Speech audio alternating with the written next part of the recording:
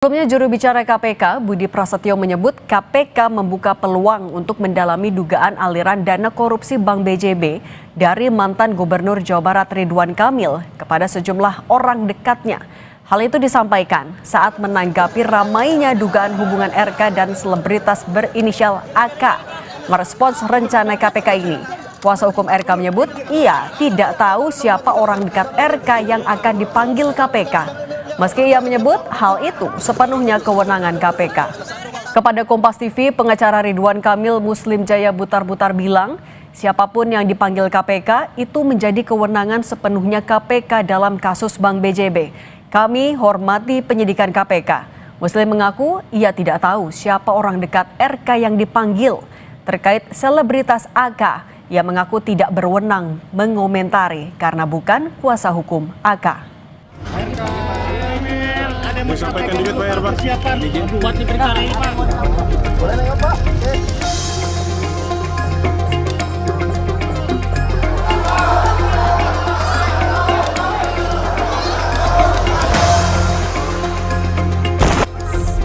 Peluang pemanggilan orang-orang dekat Ridwan Kamil seperti istrinya Atalia Praratya serta nama pesohor yang jadi sorotan di media sosial dibuka lebar oleh KPK untuk mendalami dan menelusuri jejak aliran dana korupsi yang diduga mengalir ke berbagai pihak. KPK menegaskan tidak akan pandang bulu dalam memanggil siapapun yang keterangannya dibutuhkan untuk membuat terang perkara korupsi dana iklan Bank BJB periode 2021-2023. Mana dalam proses penyidikannya KPK telah melakukan pemanggilan permintaan keterangan kepada saudara RK terkait dengan dugaan aliran uang yang bersumber dari dana non-budgeter yang merupakan sisa anggaran yang tidak digunakan sebagaimana mestinya dalam pengadaan belanja iklan tersebut. KPK melakukan follow the money, ada dugaan bahwa aliran uang tersebut tidak berhenti di Pak RK saja. Nah, ini kemudian ditelusuri apakah uang-uang itu kemudian untuk pembelian aset atau dialirkan kepada pihak-pihak lainnya. Terakhir saat dirinya memenuhi panggilan KPK pada 2 Desember lalu, mantan Gubernur Jawa Barat ini menegaskan dirinya tidak mengetahui dugaan korupsi pengadaan iklan Bank BJB. RK bilang pengadaan iklan adalah ranah teknis internal Bank BJB sehingga tidak masuk dalam tugas pokok dan fungsi gubernur sebagai kepala daerah. Adapun penyitaan aset miliknya oleh KPK, termasuk mobil Mercedes-Benz yang dibeli dari keluarga B.J. Habibie, serta motor Royal Enfield, disebut RK berasal dari uang pribadi. Aksi korporasi dari BUMD ini itu adalah dilakukan oleh teknis mereka sendiri. Gubernur hanya mengetahui aksi korporasi BUMD ini kalau dilaporkan, satu oleh direksi, 2 oleh komisaris selaku pengawas, 3 oleh kepala biro BUMD atau menteri BUMN-nya kan. Tiga-tiga ini tidak memberi laporan semasa saya jadi gubernur. Makanya kalau ditanya saya mengetahui, saya tidak tahu. Apalagi terlibat, apalagi menikmati hasilnya dan lain sebagainya. Maka semua yang pernah rame itu semua adalah dana pribadi. Dana pribadi sendiri tidak ada hubungan dengan perkara yang dimaksud kira-kira. Sebelumnya pada 22 Agustus lalu, KPK memeriksa selebgram Lisa Mariana. Usai diperiksa, Lisa mengakui dirinya menerima aliran dana korupsi Bank BJB dari Ridwan Kamil meski ia menolak menyebut jumlahnya. Saya menjadi saksi pemeriksaan Bank BJB. Iya, Ridwan Kamil ya. Membenarkan adanya aliran dana? Ya kan buat anak saya. Berarti benar? Benar. Berapa banyak dan berapa jumlah? Ya saya tidak bisa sebut nominalnya ya. Soal uang yang diberikan kepada Lisa Mariana, RK membantah uang yang diberikan bersumber dari dugaan korupsi iklan Bank BJB. Menurut RK, uang itu berasal dari dana pribadinya yang diperas oleh Lisa. Dugaan korupsi di Bank BJB terjadi pada 2021-2023 ketika RK menjabat sebagai Gubernur Jawa Barat. Gubernur Jawa Barat adalah pemegang saham mayoritas Bank BJB dan memiliki peran dalam pengambilan keputusan strategis. Tim Liputan Kompas TV. Lalu tepatkah langkah KPK memanggil orang-orang dekat Ridwan Kamil untuk melacak aliran dana dugaan korupsi iklan Bank BJB? Meski hingga kini status RK masih sebagai saksi. Kita bahas bersama pakar tindak pidana pencucian uang Yenti Garnasi dan mantan Wakil Ketua KPK Saud Situmorang. Selamat petang semuanya. Selamat petang. Kami juga sudah mengundang kuasa hukum dari Ridwan Kamil, namun belum ada yang bisa bergabung bersama kami dalam diskusi ini.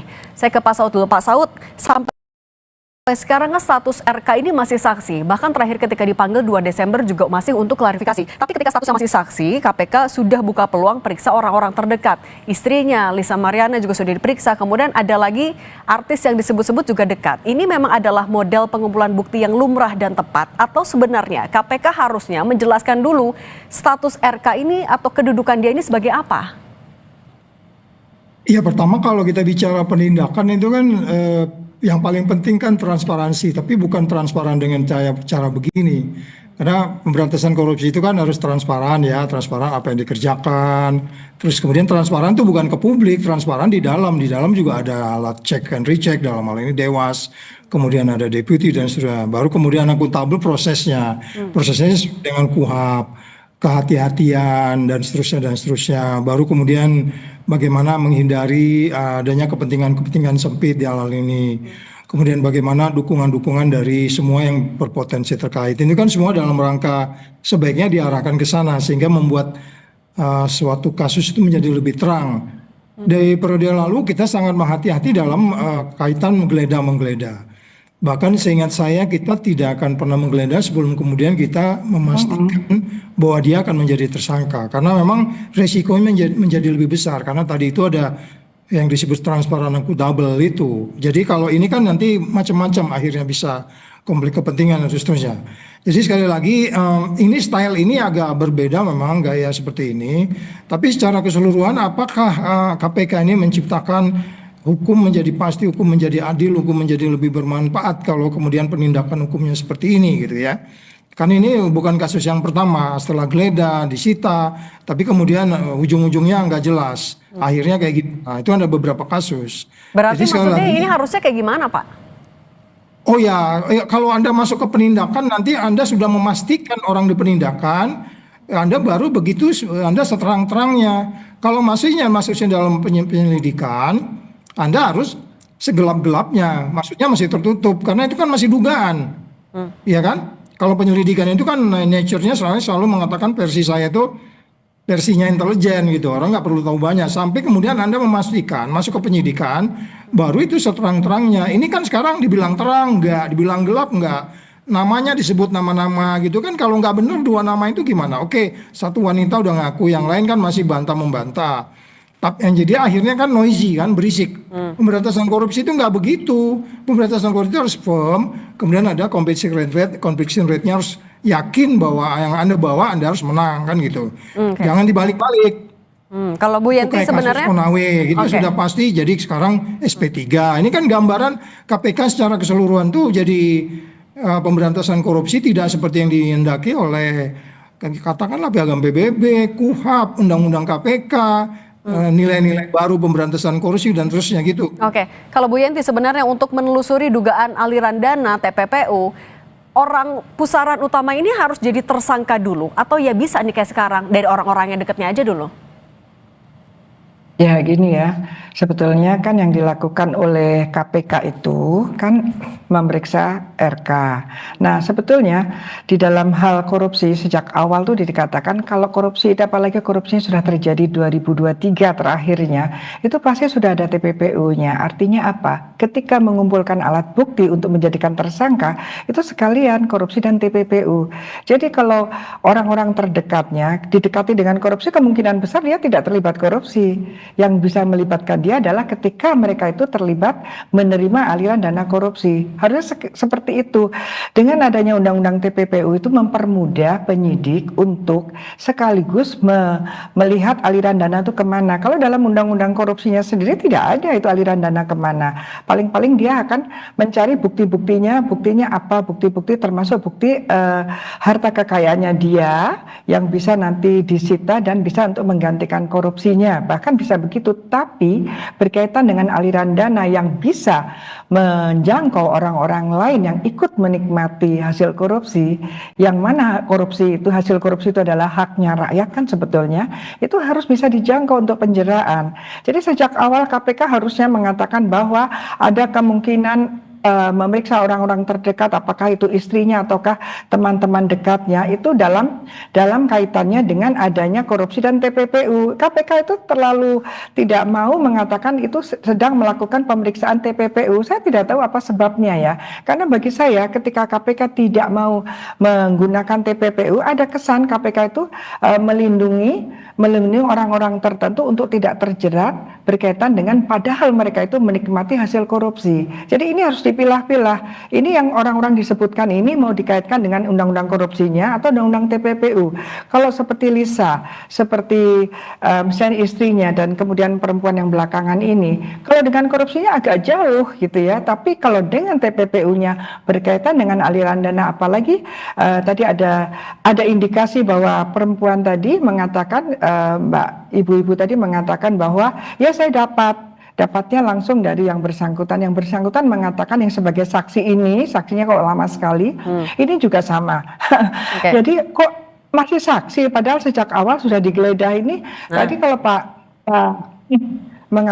Saud mengatakan bahwa ini versinya beda ya, KPK sekarang dulu. Kalau harusnya kan tidak digeledah dulu gitu kan. Kalau saya berpikir karena sudah berani menggeledah berarti sudah sangat firm Pak Saud, hanya dia masih belum menyampaikan. Oke, kalau gitu kalau digeledah sekarang sudah firm harusnya. Nah Pak Saud, kalau gitu udah penggeledahan, orang-orang sekitarnya sudah mau diperiksa, yang bikin statusnya ini masih tetap saksi, sebenarnya ganjalannya di mana? Apa yang masih ditunggu KPK? Iya, pertama kan kita punya pengalaman itu beberapa case itu udah digeledah, udah nggak sampai hari ini kasusnya juga nggak ada follow up dengan baik, sehingga kalau penggeledahan itu kan sesuatu yang sudah berdapat. Kalau by definition untuk membuat terangnya sebuah kasus, bisa aja orang bilang menggeledah itu belum tentu tersangka. Tetapi kan ini peran dan bersangkutan kan sangat jelas dari awal. Bagaimana yang bersangkutan dinilai sebagai kaitannya langsung tidak langsung terhadap peristiwa pidana tersebut. Jadi kalau kita hari ini bicaranya alur follow the money-nya, ya itu kan sebenarnya sudah diikuti beberapa tahapan-tahapan identifikasi sumber dana, dananya kemana, kemudian apakah ada perpindahan, Ibu Yanti tadi bicara yang disebut sebagai layering dan seterusnya, hubungannya dengan tersangka utama, terus kemudian apakah ada bentuk-bentuk fisik, entah itu bentuk-bentuk katakanlah tanda terima, terus kemudian bagaimana ke luar negeri, kemarin katanya jalan-jalan ke luar negeri juga kita nggak tahu ngapain, dan seterusnya gitu. Jadi kalau kaitannya adalah follow the money dalam kaitan kemudian bagaimana asset tracing, ya itu kan nantinya untuk pengembalian. Tetapi ketika kemudian penyidik yakin ada peristiwa pidananya, ya udah, nggak usah ditunggu terlalu lama untuk kemudian dilakukan. Kalau soal nanti itu jumlah kan itu relatif ya.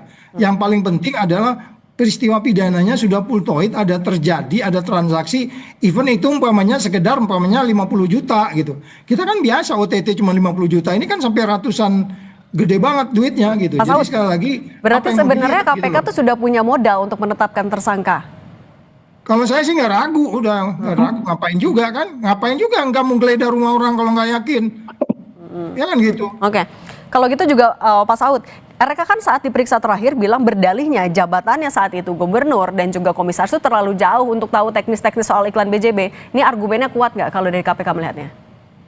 Semua orang tahu yang namanya BUMD itu siapa yang menentukan A sampai Z-nya di sana. Nggak berani juga itu yang namanya BUMD itu A sampai Z-nya ditentukan oleh yang menentukan komisaris dan segala macam tanda tangan dia kok. Kita ngapain jadi berpikir lari dari hal-hal yang logik lah. Itu kan hukum itu kan logik, argumentasi, nalar gitu ya. Itu banyak pembenaran. Itu makanya kalau kita di KPK itu nggak pusing, orang nggak ngaku nggak apa, biarin aja kan gitu. Yang penting kan kekuatan buktinya, ngaku nggak ngaku itu udah biasa itu Mbak. Oke, nah kalau gitu Bu Yanti juga, ini bagaimana nantinya KPK akan bisa membuktikan aliran dana yang mengalir ke A, B, C, orang-orang terdekat dari RK itu memang asal muasalnya dari dugaan korupsi dana iklan BJB? Ya, kembali ya, KPK itu harus memahami betul yang namanya TPPU itu apa. Kalau saya ya, jadi yang disangkakan menerima aliran, sepanjang sangkaannya masih korupsi, saya akan mengelak. Kenapa? Jadi kalau melihat aliran dana dari seseorang saksi dari sebuah korupsi, itu pasti pendekatannya TPPU. Bagaimana mungkin mengatakan bahwa untuk sekedar untuk nanti pengembalian, bahkan pengembalian korupsi itu bisa juga dari waris, loh, beda ya kan. Makanya ditanyakan di dalam pemeriksaan keterangan dari saksi-saksi nanti tersangka adalah diminta keterangannya berkaitan dengan harta kekayaannya dan harta kekayaan keluarganya. Itu adalah masalah korupsi.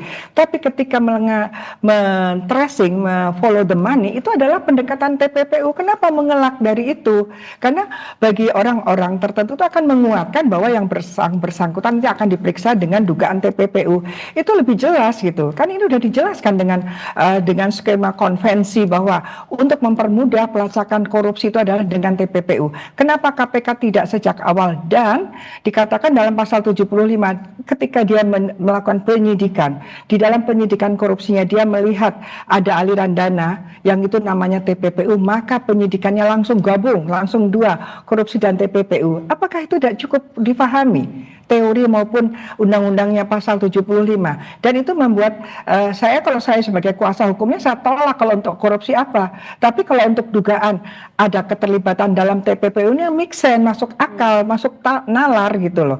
Nah ini saya katakan tadi, bagaimana perempuan-perempuan teman-teman itu terlibat korupsi atau istrinya nggak terlibat apa-apa, tapi kalau mereka terlibat dalam hal menerima hasil korupsinya, dia akan berhadapan dengan konsekuensi hukum, yaitu tindak pidana pencucian uang. Ini saya kira kita perlu edukasi kepada KPK, karena KPK kita terlalu lelah deh mengatakan tidak ada TPPU-nya. Ini maksudnya KPK mau melindungi siapa gitu.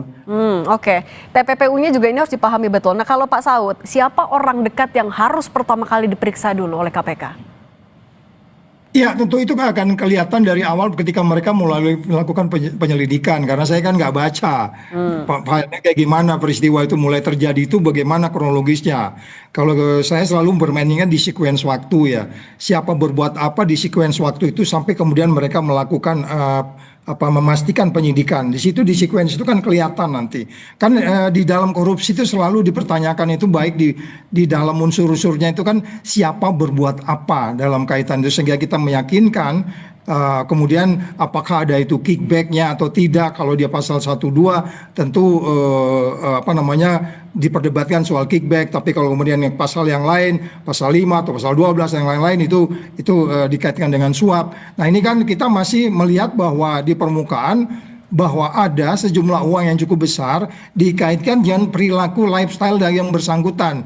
Iya dong, ini kan lifestyle yang bersangkutan akhirnya kan. Dan sangat umum pola-pola korupsi itu ada kaitan dengan lifestyle. Tadi disebutin ada mobil yang milik siapa dan segala macam. Itu adalah titik-titik di mana penyidik biasanya kupingnya pasti berdiri ngelihat itu. Tapi kan kita nggak bisa menuduh gitu. Sehingga kemudian kelengkapan penyidik inilah yang lebih sebenarnya mereka menjelaskan ke publik dan jangan terlalu lama gitu. Ini kasus sangat simpel aja nih, dia kan mulai dari bulan berapa tuh sampai sekarang ini, lama sekali untuk mereka segera memastikan dilakukanlah penahanan dan seterusnya gitu Mbak.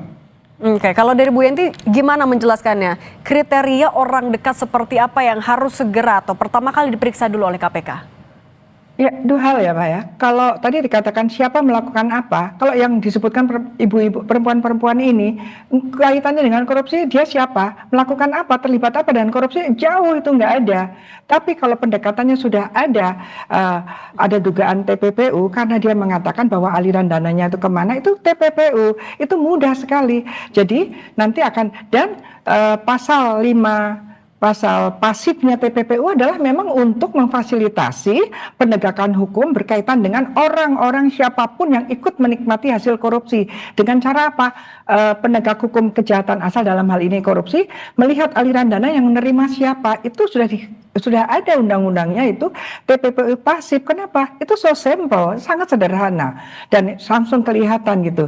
Dan bagi orang-orang pun akan tahu, oh saya kena TPPU berarti keterlibatan saya berkaitan dengan orang yang diduga terlibat korupsi dan kemudian alirannya kepada saya. Itu mudah. Tapi kalau orang tiba-tiba dikaitkan dengan dugaan korupsi, bagaimana mereka terlibat korupsi? Kecuali dalam hal penerimaan dana budgeter berkaitan pengadaan belanja iklan, mereka ikut ini kan sangat jauh itu, tidak mungkin. Nah, dan istri, anak itu sangat mungkin terlibat TPPU, tapi kalau terlibat korupsi itu agak sulit. Kenapa penegak hukum mempersulit dirinya sendiri untuk kita sudah menunggu ini bahwa 2021 sampai 2023 bahwa ada fenomena-fenomena sosial yang lain, ya udahlah, itu bagi saya itu kalau fenomena sosial itu bukan hukum, saya tidak akan mengomentari ya. Tetapi kalau ada aliran dana yang memang itu adalah aliran kedua ya. Aliran pertama adalah dari dana budgeter yang harusnya kan tadi sih sayang harusnya itu masuk pos tertentu atau menjadi untuk belanja iklan dan kemudian ternyata masuk kepada orang-orang, itu berarti korupsi. Setelah itu ngalir ke orang-orang yang kedua, ini yang namanya TPPU. Nah itu sederhana sekali gitu. Tapi Bu Yenti, Oke, ini kan Anda bilang tadi sebenarnya sederhana sekali, tapi sejauh mana Anda melihat sikap proaktif dari KPK? Apakah memang sudah punya daftar sendiri siapa yang harus diperiksa orang-orang dekat ini? Atau justru KPK menunggu berita yang ramai dulu nama-namanya?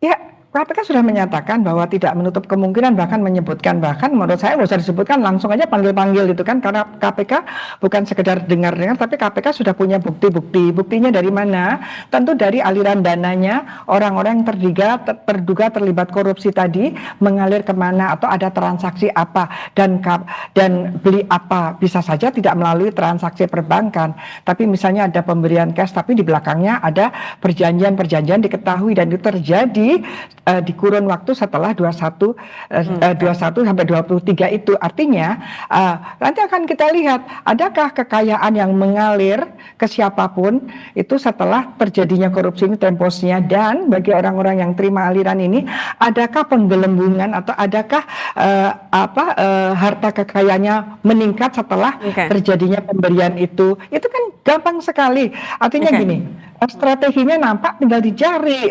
bukti-buktinya, tinggal dicari data-datanya, bukti-bukti materialnya, itu saja gitu. Tapi kalau pijakannya sudah salah, pijakannya bahwa perempuan-perempuan itu terlibat korupsi, ya menurut saya korupsi di mana? Ini gimana, paham nggak sih dia terlibat di pasal berapa, bagaimana, gimana keterlibatannya, penyertaannya di mana? Terlalu sulit gitu. Kejelasan ini yang kami semuanya tunggu dari KPK. Bu Yenti Garnasih dan Pak Saud Situmorang, terima kasih sudah berbagi bersama kami. Sehat selalu semuanya. Terima kasih.